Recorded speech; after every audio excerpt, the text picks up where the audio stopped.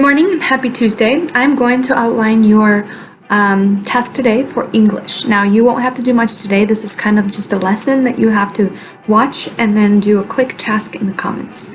Okay, so you are going to prepare to write a narrative story from your role that you got yesterday.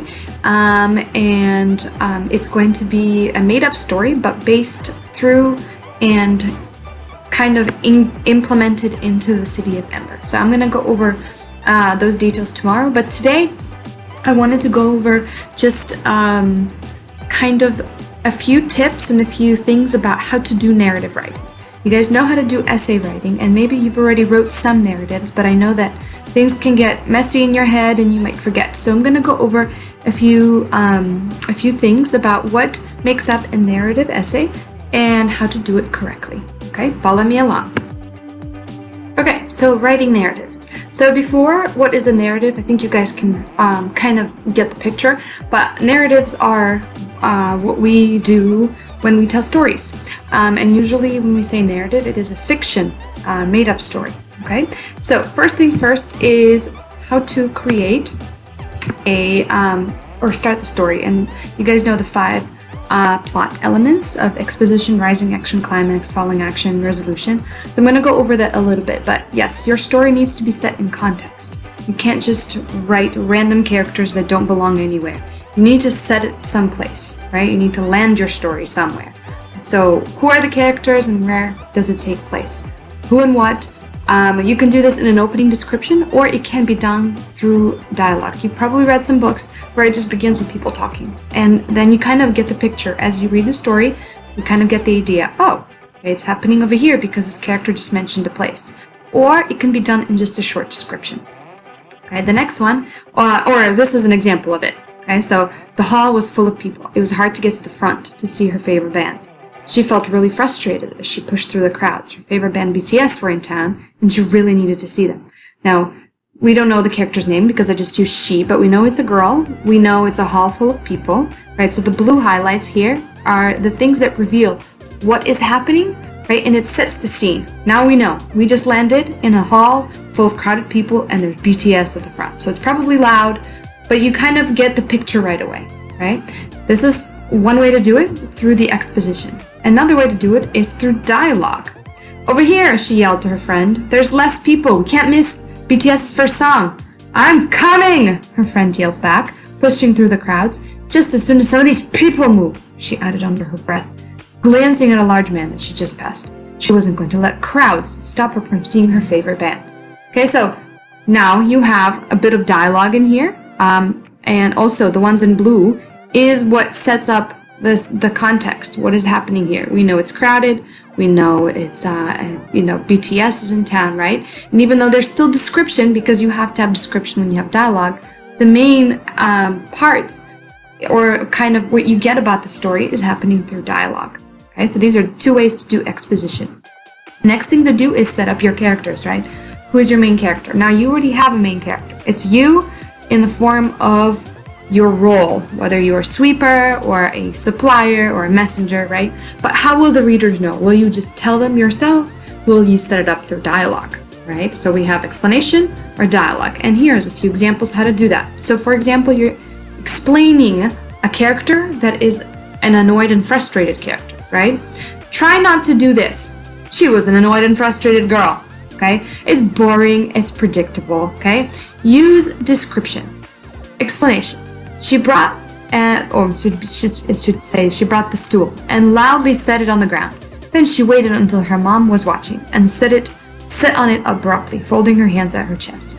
Now, without knowing this, you can kind of make an inference based on what this character's doing to make an inference that she's annoyed and frustrated about something, right? Words in blue, loudly said, waited for her mom, that her mom was watching because she really wanted her mom to know.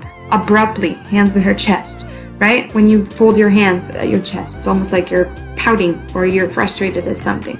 That's one way to describe an annoyed and frustrated girl without actually saying so, right? And that makes it more interesting than just saying this. Another way to do this through dialogue, okay? I don't want to go, she said as she brought the stool and loudly set it on the ground. Why not? Her mom asked, turning around and seeing her daughter's arms folded at her chest. Because it's dumb, she said, her voice cracking. Her mom gave her a sympathetic look. Just because you think it's dumb doesn't mean you're going to miss school, right? So again, we get that she's annoyed and frustrated. We don't know what yet. Maybe if I continue this dialogue, we get to find out, right? But that's part of the story. So again, we have words in blue that reveal to us that this character is partly annoyed and maybe frustrated. Hands folded at her chest, voice cracking, right? Same scenario, but way more interesting than saying that she was just annoyed and frustrated, right? So try to do that through dialogue. And speaking of dialogue, a few rules, okay? So we need to use the dialogue to drive the action and story, okay? Don't describe everything. Again, it's much more fun, it's much more entertaining to read people talking than just have description, okay? Use quotations to show who's speaking, okay? And the commas go inside the quotation. Make sure there's a space between these two. So just a quick example, which you've already seen. You can't have that, comma, ellipses, they end whoever's speaking, or the quotations. She mumbled, looking sideways at him. Wow, he said, surprised that she didn't give him the bread. Now notice that here I put the exclamation point, but I still begin with lowercase. This usually happens when there's an explanation or like a question mark that is not actually a question mark, but just an explanation that is a part of one of our grammar parts of speech, okay? And so it's okay if you have that, so like wow, or like nice, or if you're saying